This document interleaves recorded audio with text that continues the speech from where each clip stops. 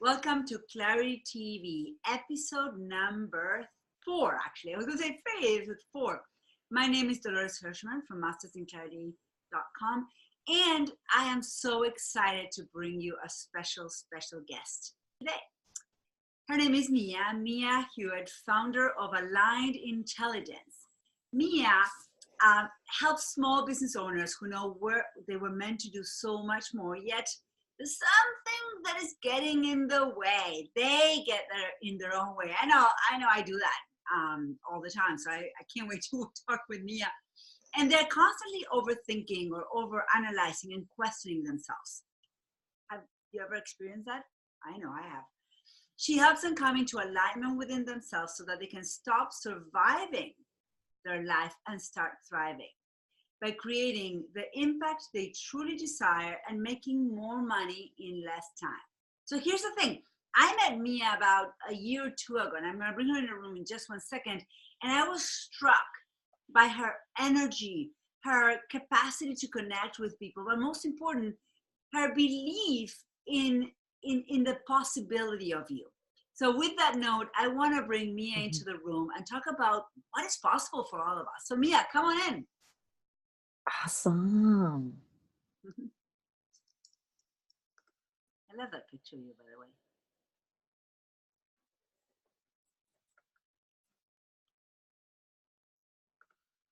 There you go.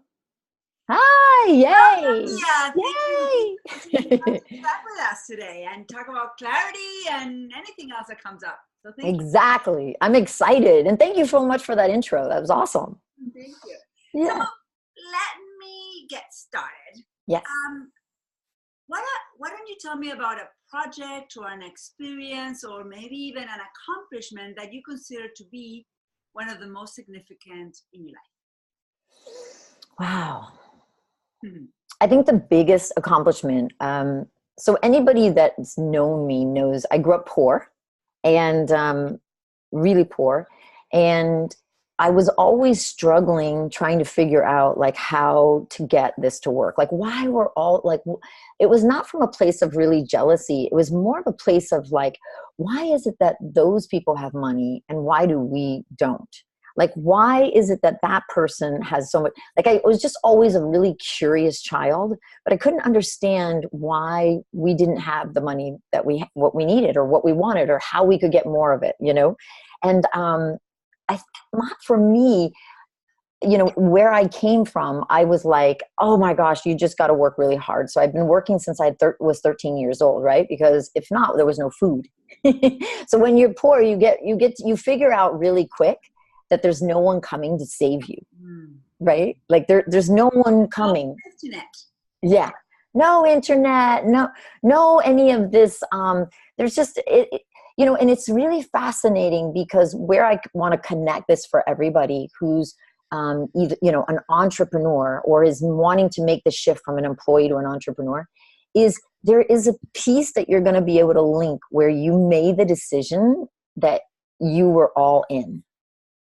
Every single successful entrepreneur that I've ever interviewed and worked with, billionaires, multimillionaires, and myself included, and all the people I've worked with, when they've really made the shift and make the money. Dolores, do you remember your time when you made the decision, like you were all in, like this had to happen? Yeah, and I love that question. So for me, and I'll be honest, so there's different moments of yeses. I think there's every level of growth has a new yes. Yes. But personally, I had my own personal experience. You know, when my husband lost his job, I spent a month playing victim and, oh my God, you know, what's going to happen? And I already had a business. It was mildly successful. It was as good as I wanted it to be. And then I remember I woke up the first day of the first month that he would not bring a paycheck. And I said to myself, okay. Yes. I'm either going to be a victim of this situation.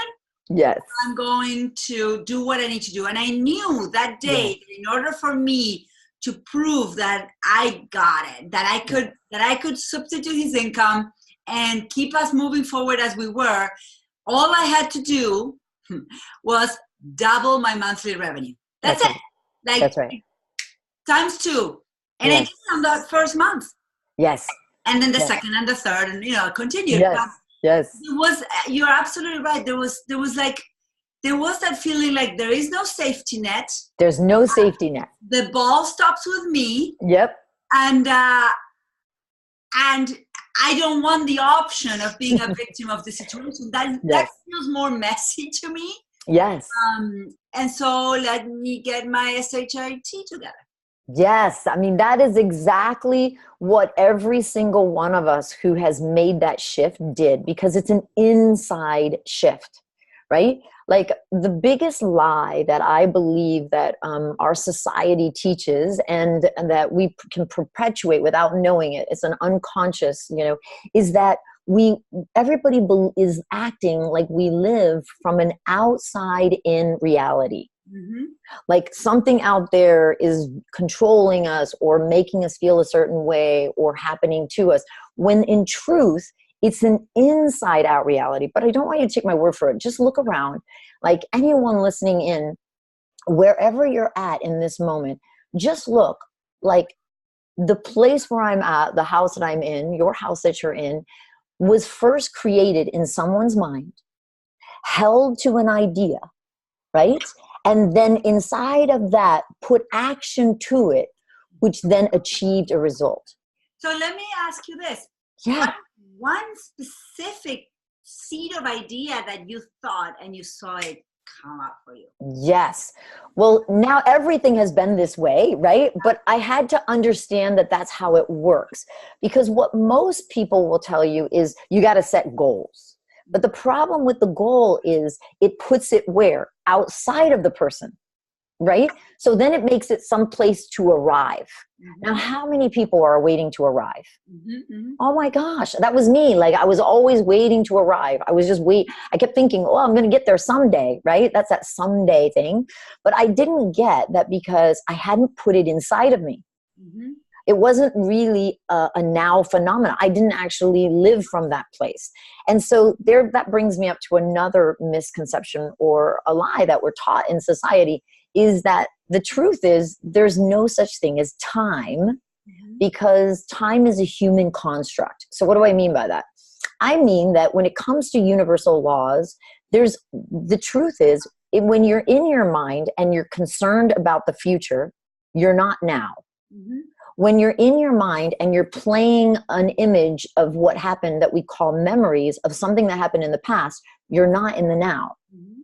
So the truth is none of those two situations has you have any power. Mm-hmm. So what happens is when you stop operating from fear of concern of the future and you stop operating from the concern or the worry of the past, right? Then you're really here. Mm-hmm. And so it's kind of like what I would love to say is, and especially where I believe we're going in, the errors, right? We came from the agricultural revolution, then we went into the industrial revolution, and then we went into the information, revolution, and we're in information overload, right? How many people are overwhelmed? I mean, my gosh, there's so many things on personal development, and so my mission, what I'm most proud of is what my work is to actually reduce all of that boggled down in information and just really give the very simplistic things that a person needs to be successful. I believe in where we're going in this next revolution, which will be more of an experience economy. A connection economy. We already see that now, but you're going to start seeing these experiences. Right now, we've got MasterCard going after the micro influencers. I do these influencer dinners, and they're going after the micro influencers, 10,000 followers, but a lot of engagement and so forth.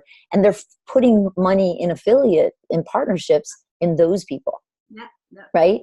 And so I see that this is going to totally continue. I think it was a little ahead of my time, Dolores, when 5 years ago, I was talking to the guy in charge of the PGA golf, telling him we needed to bring virtual reality to his high-end people, the VIP people, and have them be able to experience the golfer, even their heartbeat and the way they think and everything. He thought I was crazy, but now this is coming, right? Like I was like 5 years ahead of my time.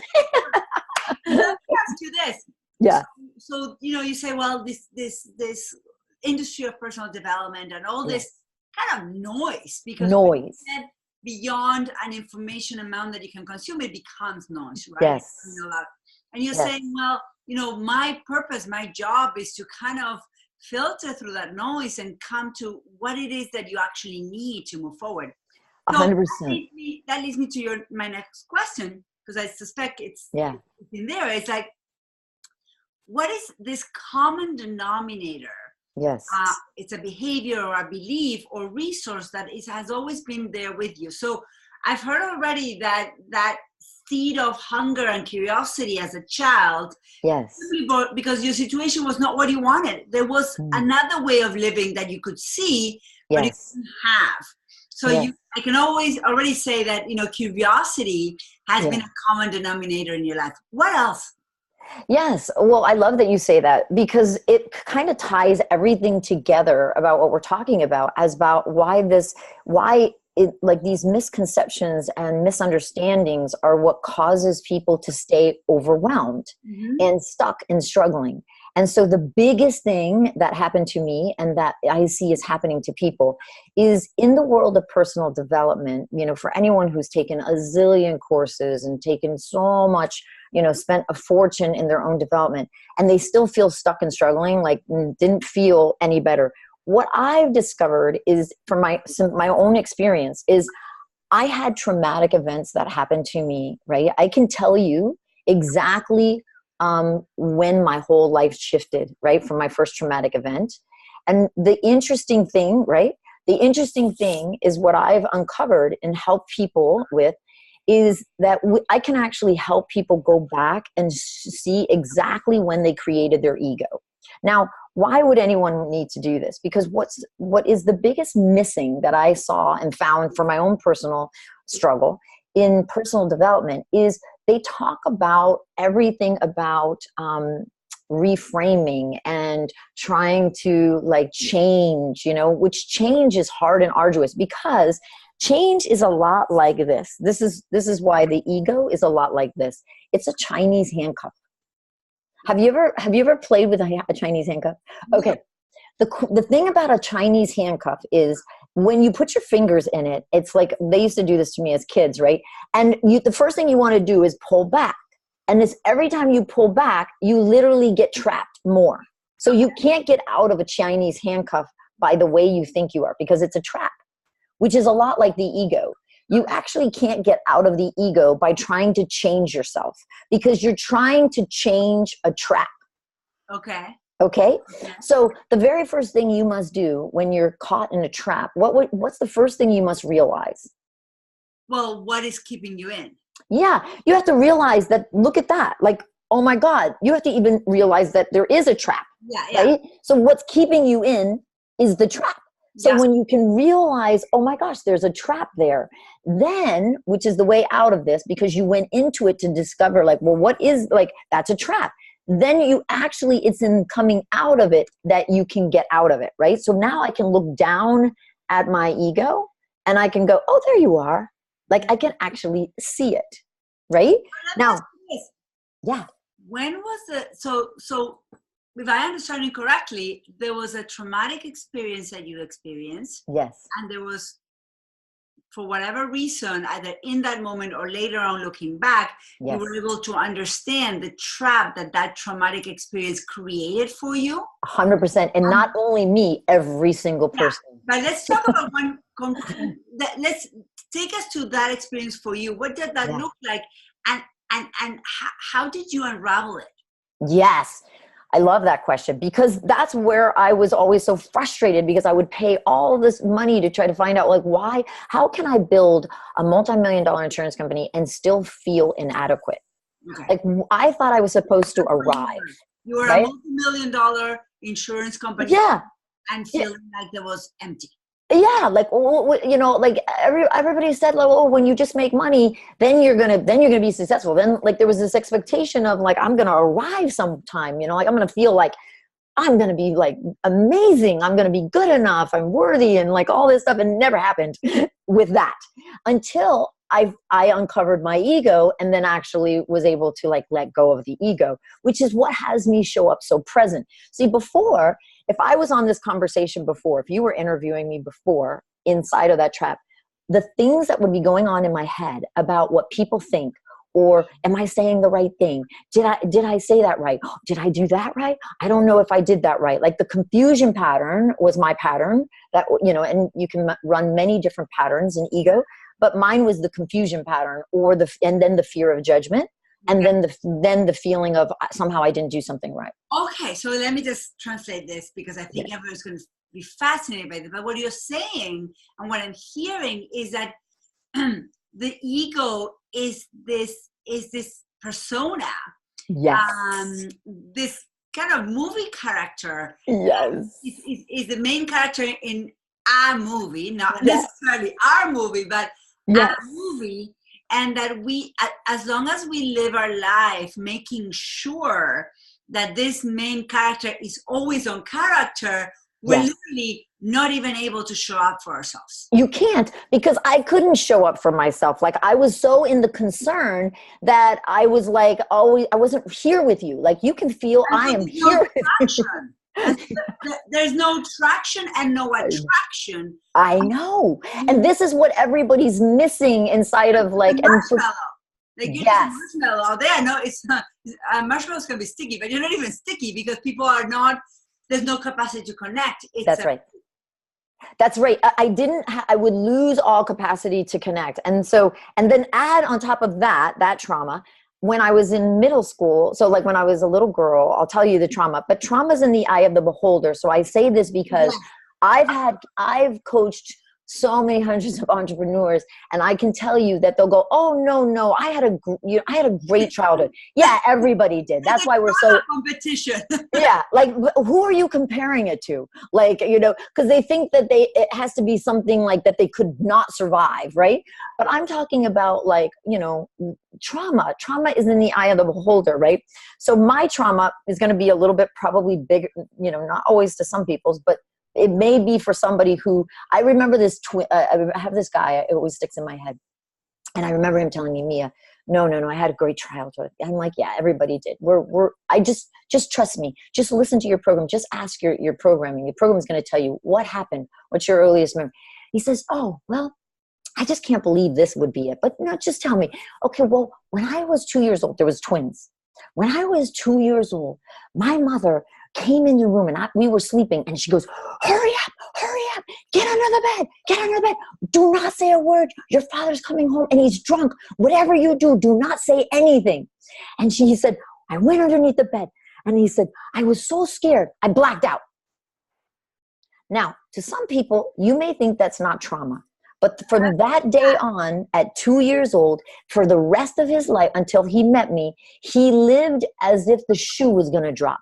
Something was always going to fall on him, like something bad was going to happen. The twin, his brother, who completely just went under the bed and fell asleep, completely successful in his life, right? My guy comes to me, never had success, right? He's always thinking the shoe is going to drop. Something always bad is going to happen. So once we healed this, which we did, he became, within 3 months, he became the #1 salesperson in his company. And then within 6 months, he opened his own company. Wow. Now, this is someone who had never had success. So I share that because I don't want my example to be, mine's going to be maybe some extreme to some other people, but I don't want you to judge my example for your example. Yeah. But mine was, traumatic in the sense that I was not the favorite, right? My older sister was the boy that my dad never had. And so I would be kind of like, what is shyness? A fear of judgment, right? So I was the shy one. And my father, when I was about 5 years old, he was like, oh, we're going to go outside. And I thought, oh my God, my father never really gave me the attention. So I thought, oh my God, this is like so special. Like I get to go outside. I remember feeling like this is so special. Like something really special is here, right?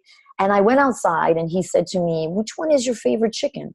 And I said, that one. Like there was always this chicken that I was like, no matter what I was doing outside, that chicken would follow me around and like go, what are you doing? And was interested in what I was doing and always wanted to be around me. And so he said, okay, we're going to kill that chicken today. And I was like, no.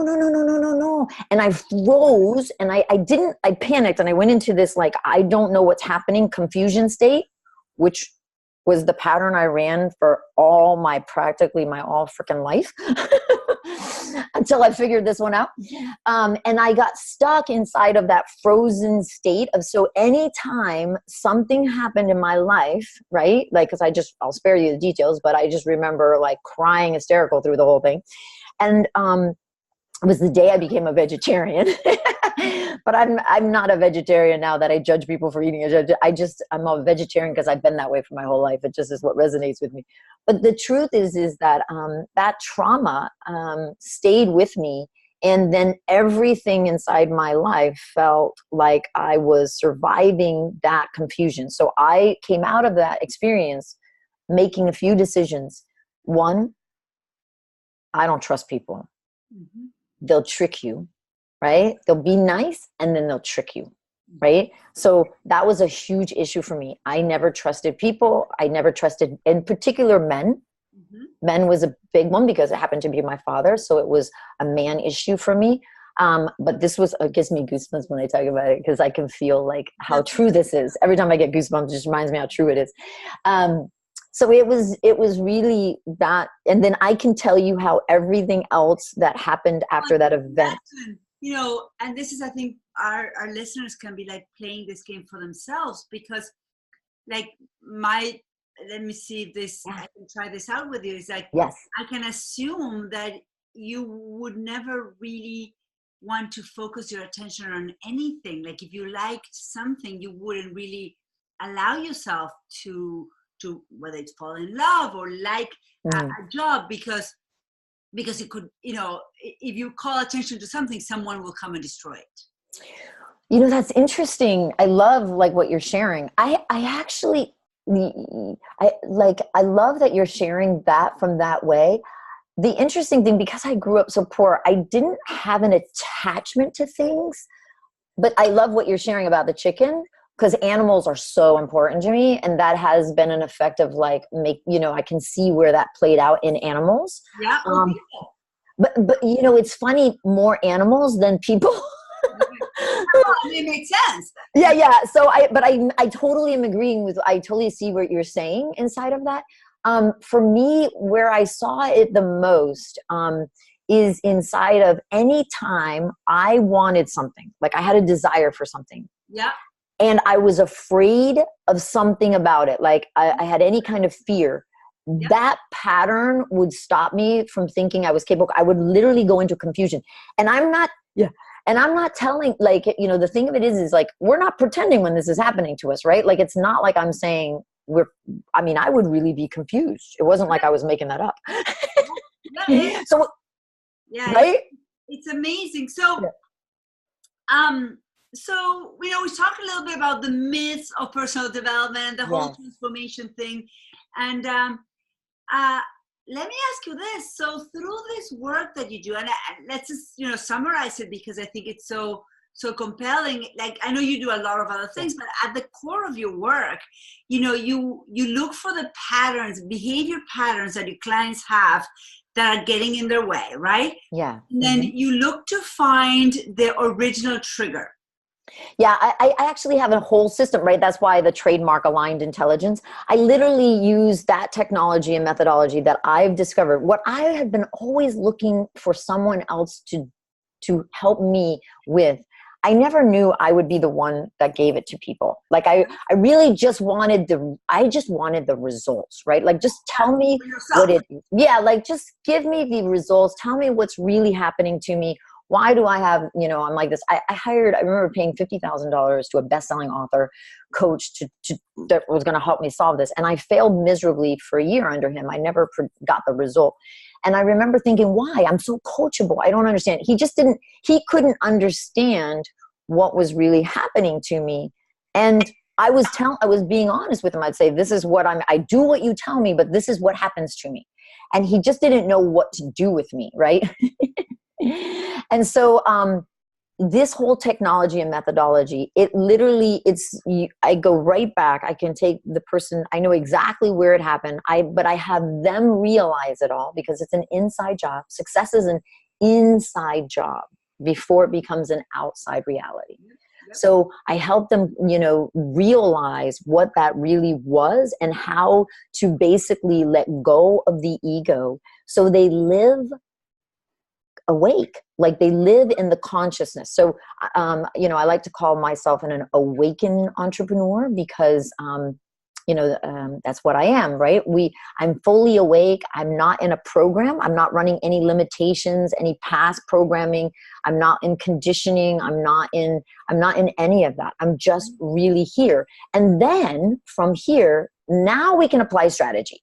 Because if I don't help people get to this space of alignment and then that they know how to get to alignment, then no matter how great my strategy is, which right, Dolores? I mean, that was my biggest frustration why I kept like bumping up against this because like I understood the strategy. Yeah. But that's the problem. This is the problem that most coaches don't realize, and I don't fault them because they're not being taught this. Most people don't understand that if you don't heal the emotional component, you actually limit the intellect. Yep. Why? Because all behaviors are emotional. They're not intellectual. Mm-hmm. Mm-hmm. It wasn't an intellectual issue. I understood everything the man gave me as a strategy. I even took action. It wasn't like I wasn't willing to take action. I even took action in that strategy. But what was missing was the emotional component. So the aligned intelligent method that I, do has it where we line everything up, meaning where the mental gets behind it, like, you become aligned. So your mental, emotional, physical, and all of that makes up your energy, the energetic you, is all in alignment. And how powerful are we when each one of us is like that? Yeah, and I love that because basically what you're saying is that, in order to succeed in anything, but let's talk about entrepreneurship, is that you gotta be whole. 100%. You are operating like a Swiss cheese with holes everywhere. I love that. A shoe will drop because you don't have a solid foundation. 100%. And that's where I see like where it just needs to connect, right? Like where we just have to, once we understand alignment and once we can put ourselves in there, now we have a place to self-correct from, right? Like, it's like I can get myself into a state of clarity fast, like, upon waking. And then I'm there and I set my intention and I know what I'm doing. And then I'm achieving everything that I'm doing that I set out with the intention I'm achieving because I'm inside of clarity. You're flowing. Mm-hmm. You're not, it's not like you're stuck everywhere. That's exactly right. What are you most excited for the coming year? Oh my gosh, everything. I'm writing, a book. So, and I'm coming from, it's an international best-selling book, right? So I'm writing an incredible book that my work is, I'm 50. So I want like the impact that I want. Day over 25. Yeah, exactly. I want like the impact that I want to have before I leave this world, which I know, like I don't plan on living, through to 100 years old. Just my own place of where I want to come from. But I know what I want to impact the world with. My mission is to help change the personal development world so that we really stop giving all these misconceptions and misunderstandings, really help people who want to awaken to their true potential, their true power, know themselves how to align. And so they're not needing anyone else to align. Then, once they have alignment, of course, are they going to need your course to understand, well, how do I take this and go to TEDx and do this? Or how do I take this now and build the business I want? Of course, like that's not going to go away because strategy is strategy, right? You have to understand skill, strategy, and, inside of it. But beyond that, for people just to be awake and not to live with the overwhelm and the fear and the shame and the feeling of not good enough. Like, I feel like we're too advanced to still be having those conversations. Everybody should know how to heal that. There's nothing not healable. I remember, I won't use their name, but they're a huge organization, over 2 million people, and they teach people on how to find their ego, which is awesome. But then they don't really teach you how to actually not live from there. So everybody who goes through there, Everybody who goes through there then ends up thinking they're an act and that they have this and it can never be solved. And that's just what they have to deal with. And now they're contending with all of these other things. And it's just drives me crazy because it's missing the real meat and potato of what would have that. I don't run those programs anymore. Yep. And if I cannot run those programs, because what I was going to share that I missed, on top of that program of that trauma, when I was in middle school, because you can see that one trauma will then eventually, the domino effect will start happening. You'll have that same thing play out over and over again, right? Until you heal it. So I was in middle school. I just come back from South America, right? I know you're from Brazil. I grew up in South America, small town. And where we became poor is when we came back to the United States. My mom, it's a typical story of my dad, who was Latin, my mom's American, cheated on my mom and so forth. So she took all 4 girls back to the United States, but there was 4 girls on a beginner's teacher salary, no support, right? So that's where all the poverty and all the real hardship and struggle happened. I started working when I was 13 years old. But the reason I say this is when I came back to the States, I grew up in the jungle. We were doing like dead ant ceremonies at 13 years old. And our TV didn't work. If it did, it was very, didn't give too much of it. And then electricity went out every day for hours. You never knew when. Yeah. So I come back to these kids and I'm like, they're talking about sex, drugs, and rock and roll. I don't even know what they're talking about. We're doing dead ant ceremonies, right? Like I'm so not into what's happening. And so I was extremely shy. I was afraid of everybody's judgment. I didn't know them. They didn't know me. And so I never said a word. And I remember going into typing and somebody like tapped on my shoulder and I turned around and this girl I never saw before started beating the crap out of me. Wow. Right? My mouth blows up. I'm blood everywhere. And I'm just frozen because that was my go-to pattern, right? I would just go into frozen state. And she beat the crap out of me. And I remember we're in the dean's office and the dean said to me, so what did you do why this girl beat you up? And I said, I don't know who she is. He's like, what? And I said, I've never seen her before in my life. And he turns to her and he says, why did you beat her up? And she says, that's exactly why, because she's never said a word. She's stuck up. I had no idea what that meant. Oh my God, it was so funny. That was like my first understanding of like what perception really is. Do you know what I mean? It's like you showed up and everybody runs their own programs, right? This is it. This is running a program. Yeah. She perceived me one way and I was completely the opposite, but in her mind it looked like that. So I was shocked. But the reason I say this, Dolores, is because when I got beat up, I always remember in that moment when she was hitting me, all the kids came around. Not one of them stopped it. And they were yelling, hit her, hit her. Now, Dolores, they could have been yelling for me to actually hit her back because I was just frozen.